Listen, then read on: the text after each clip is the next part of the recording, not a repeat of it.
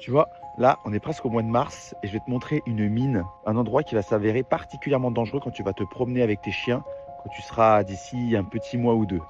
Regarde bien. Tu vois, tu te promènes et en fait, si tu regardes à la cime des arbres, tu vas voir, surtout du côté des pins, ces petits cocons blancs que tu vois juste là. Petit coussin blanc là, celui-ci il est encore plus parlant, encore plus visible.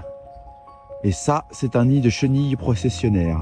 Quand il va éclore, tu vas avoir des processions, donc des files indiennes de chenilles qui vont marcher le long des chemins, voilà. Et tes chiens, pendant que tu te balades avec eux, ils vont croiser ces chenilles et derrière, ils vont aller se demander qu'est-ce que c'est. Ils vont aller les renifler. Et qu'est-ce qui va se passer? Eh ben en fait, ça va les empoisonner.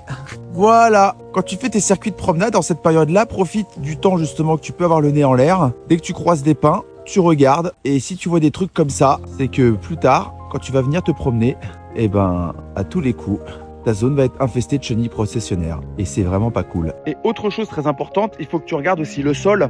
Et si tu vois que pendant qu'il y a un temps de pluie comme maintenant, ça fait des grosses flaques d'eau, ça veut dire que la zone est d'autant plus dangereuse que lorsque les chenilles processionnaires vont commencer à se déplacer, elles risquent de tomber dans les flaques d'eau et de s'y noyer.